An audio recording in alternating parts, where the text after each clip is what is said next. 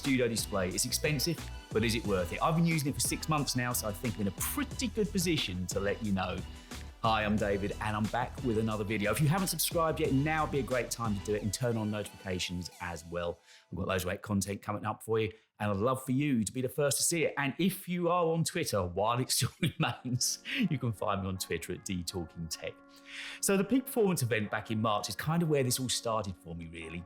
There wasn't a lot of interesting things in it, to be honest, in the first part of the event anyway. There's some new colours for the iPhone 13 Pro. That didn't interest me. An iPhone SE, nope, again, not of any interest to me. There was an iPad Air, and then things slowly started to get me interested. There was the Mac Studio, which kind of highlighted how performant the M1 chips could be.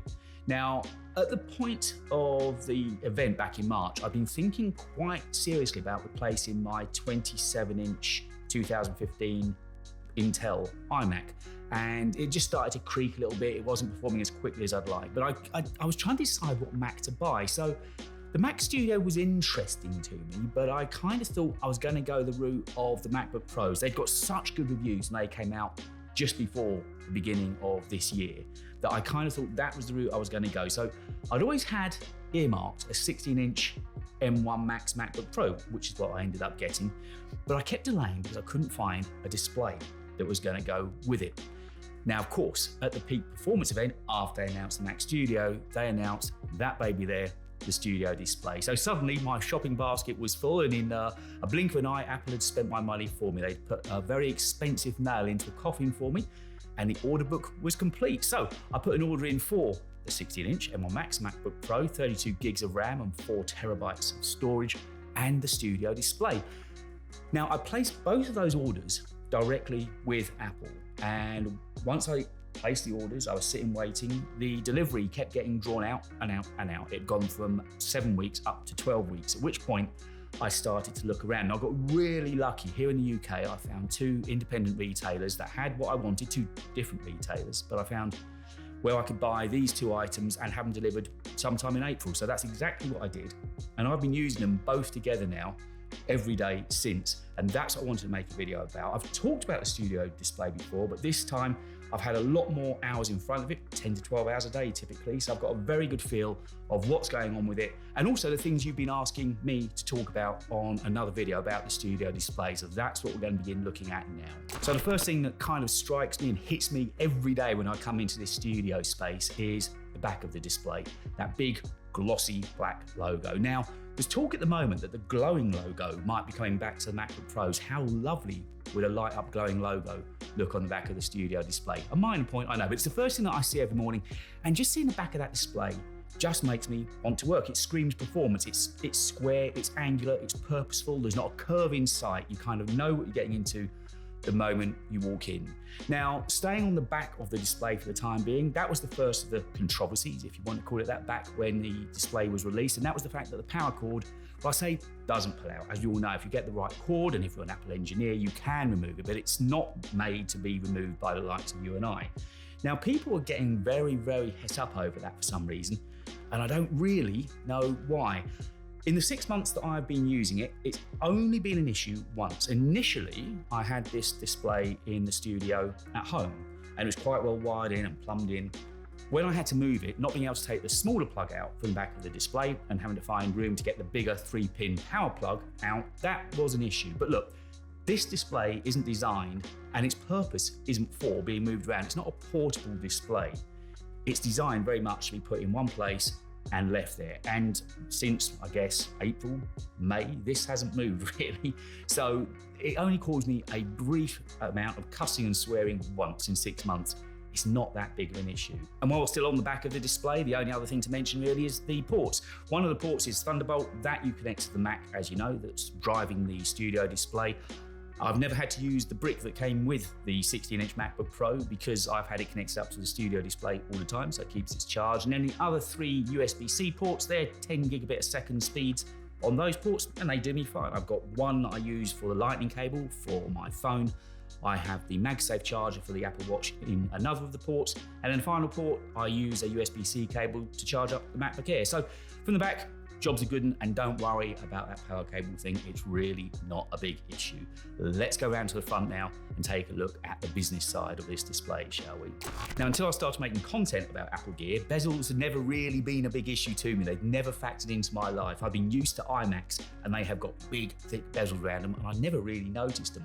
But if bezels are the kind of thing that worry you, then the good news is they're much more narrow, thinner, more chic bezels that you've got on the studio display. They kind of just blend into the background. I've got white walls around me here, but they're very thin, narrow black bezels on the studio display, and your display kind of just sits into the background. It works well. So if bezels are being an issue for you, they need not be with the studio display. You just don't notice them, to be honest with you.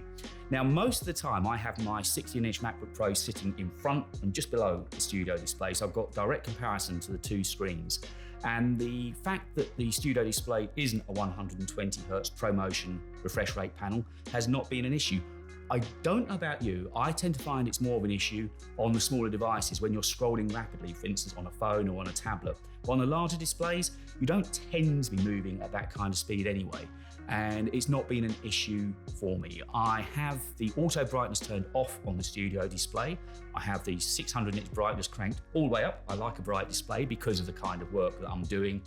And it's generally running in the P3 color mode as well. But for vibrant colors, dense black, sharp text, honestly, it's a great panel to work with. Most of the work I do is color critical in one way or another. So I need a panel that I can rely on and trust upon, and this has been just that. Now, obviously there were a couple of options when it came to the glass and the stand. As I say, I do quite a lot of color critical work, and I don't put the display in line of direct sunlight. It just wouldn't work. I think most creatives that work with color work wouldn't set up their machines like that anyway. So I think generally, as long as you're careful where you put your display, you can save the money on a nano textured glass. I don't think you need to really worry about that unless your office is in sunlight all of the time and you can't get around it. But for me, that's not been an issue, and I don't get any great deal of reflection off it. The one option that I probably should have changed, if I was buying it again, I probably would, is on the stand. Now, look, I'm no engineer. I don't know how much extra cost goes into making a height adjustable stand, but the point I would make is that Apple are charging a premium rate for this display already.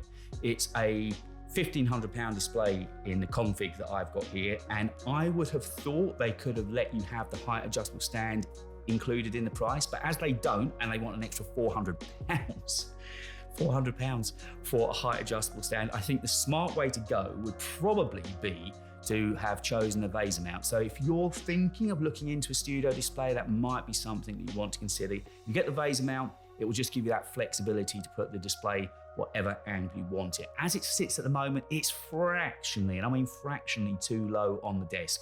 Cheap way out would obviously be in buying a riser or something like that for your desk. But as I say, it's so marginal. You can probably see behind me, I haven't got it on any kind of riser. I'm in front of it a lot of hours of the day, and it hasn't caused me any discomfort. But yeah, I think looking at that VESA mount would have been a smart move.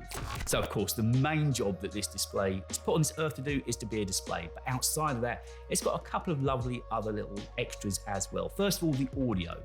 Now, it's a 6-speaker setup on the studio display, and if you've had a chance to listen to the speakers on the new M1 MacBook Pros, think of it as the bigger butcher brother to those laptops. The bass is definitely thicker, which you'd expect it to be. There's more air, there's more space around the speaker, so it gives you more bass.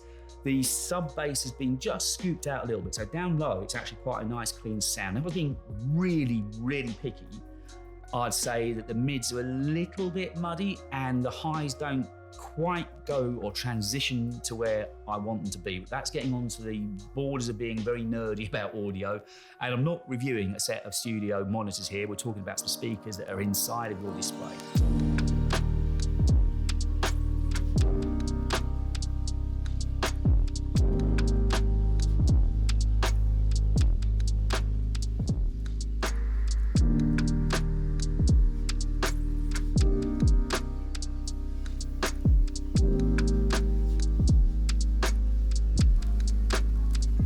They are great speakers, honestly. If you're listening to content through the day, there's plenty of loudness to them. You won't have an issue with that. They sound great. They're really good to listen to, easy on the ear. A very similar sound signature to the MacBook Pros. If you've used those, that's a good reference for you. So you can save yourself some space on your desk and a few pounds in your bank account, because you really don't need to buy external speakers to sit on your desk. As to the microphones, I believe there's 3 mics in there.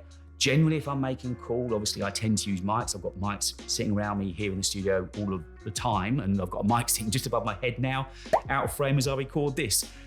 And I would generally use one of those mics. It makes sense to me to use it, wouldn't it? They're sitting here. But I did use the mics in the studio display recently, knowing that I was going to be making a 6-month review for you guys.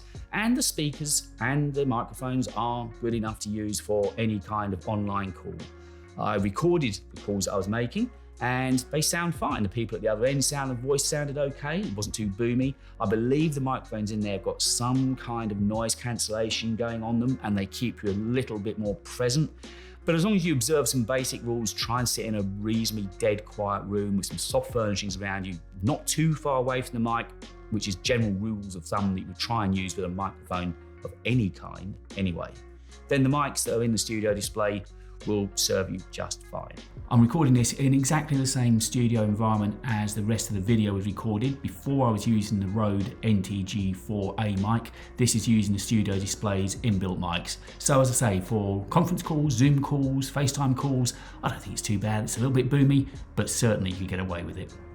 And now onto the elephant in the room, which is the camera. If you remember back in the early part of the summer this year, there was a thing called Cameragate. It was a real thing. As soon as the review unit started to land, we all could see that there was an issue. The frame was wrong, the color was wrong, the height of the camera was wrong.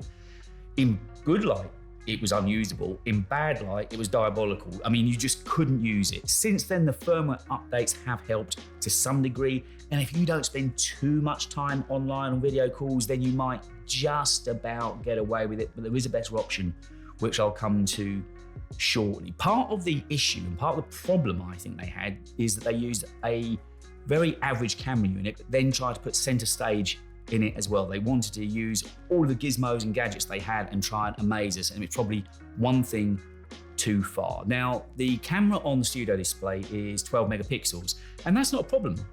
Apple have used a 12 megapixel camera on their front displays on many devices, but they've generally used it with a wide lens. Lens on the front of the studio display is an ultra-wide lens so that they can use center stage. And I think that was the mistake, trying to cram center stage into that unit as well. If they hadn't done that, they may just about have got away with it.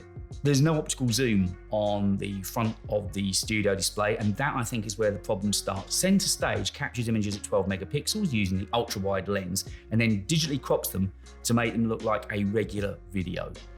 If they just left center stage out, they might have got away with it. I think they were being just a little bit too greedy.